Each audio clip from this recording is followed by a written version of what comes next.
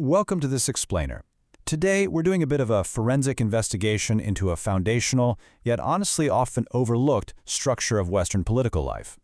We are going to look at exactly how the centuries-long, state-sanctioned no Catholics policy was built, aggressively enforced, and then eventually demolished. You know, for hundreds of years, this wasn't just some unspoken social barrier or a discriminatory sign in a shop window. It was formal law. And understanding how it functioned gives us an absolutely incredible window into how societies build walls around themselves. Right. Let's dive right in by anchoring our timeline to a stark, truly chilling reality. Boston, 1688. In that year, a woman named Anne Glover stood on the gallows in colonial Massachusetts. She hadn't violated natural law. She hadn't physically harmed her neighbors. She was hanged as a witch, simply for holding on to her rosary and her Catholic faith in a city that was built on the bedrock of Puritan descent. To the early architects of colonial law, you see, her Catholic faith wasn't a physical danger, but rather a contagion. It was seen as a perceived threat to the soul of the state. Her exclusion, and ultimately her execution, were viewed as structural necessities to protect their society. They were essentially treating a crisis of conscience as a full-blown crisis of state security. Section 1. The Blueprint, the Genesis of Fear.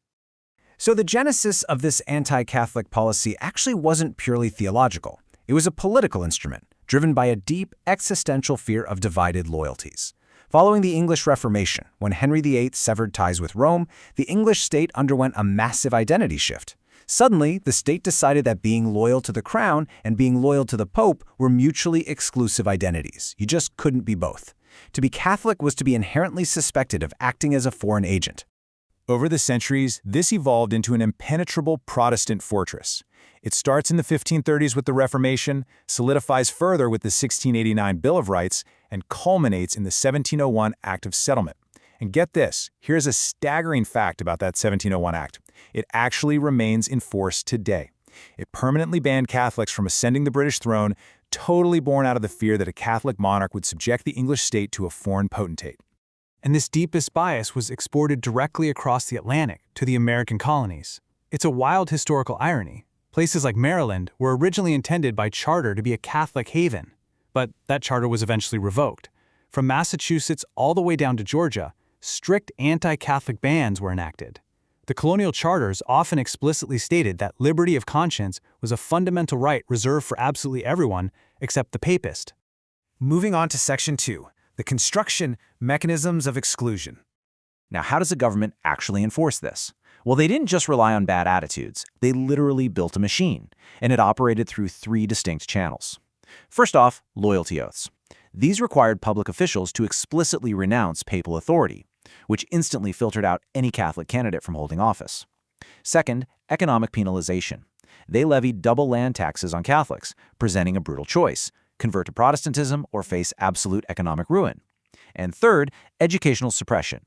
They heavily restricted the establishment of Catholic schools to ensure the next generation was raised squarely within the Protestant establishment. They systematically stripped a minority of their civil rights. And listen, this wasn't just some isolated, localized phenomenon. These mechanisms were aggressively utilized all over the world. In Sweden, as late as the 19th century, converting to Catholicism meant facing imprisonment. Over in the American Northeast during the mid-19th century, political leaders literally drafted constitutional amendments specifically to limit the influence of massive influxes of Irish and German Catholic immigrants. They did this under the guise of non-citizen restrictions, but the clear goal? Barring them from the ballot box. Which brings us to Section 3, the demolition, dismantling the architecture. The collapse of this exclusionary wall wasn't an overnight victory.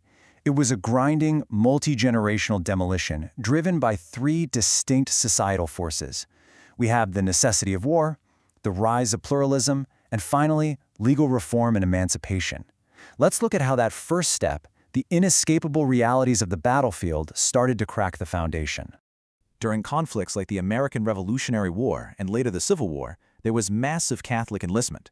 The reality of war simply outpaced the rigidities of the law. It became politically and socially impossible to label a soldier who was actively bleeding and dying on the battlefield for their country as a traitorous foreign agent. The myth of inherent Catholic disloyalty cracked entirely under the profound weight of shared sacrifice. Step 2 was the ideological shift. As the Enlightenment really took hold, we saw the rise of secular pluralism. Now this is the modern democratic ideal that separates civil rights from state-sponsored religious identity. It just became increasingly difficult, both intellectually and morally, for a growing multicultural nation to justify tying a citizen's fundamental civil rights to their religious communion. What followed was a gradual legal demolition. It officially begins with Britain's 1829 Catholic Emancipation Act, which finally allowed Catholics to sit in Parliament and hold most public offices, completely overturning centuries of penal laws. In the US, it was dictated by a series of court challenges throughout the late 1800s. This kept shifting the political landscape until the Catholic vote transitioned from being seen as this marginalized threat to becoming a highly coveted political prize by the mid-1900s. This long, grinding trajectory of integration was arguably solidified in the United States in the year 1960. The landmark election of John F. Kennedy, the first Catholic president, proved once and for all that the highest office in the land was no longer legally or socially barricaded by the religious tests of the past. Finally, Section 4, the lingering blueprint, lessons for today. So what does this centuries-long saga actually mean for our modern democratic institutions? Well, history absolutely proves that when a ruling majority weaponizes difference to legally exclude an other based on conscience or identity, it doesn't protect society at all. It hinders the development of a truly inclusive nation.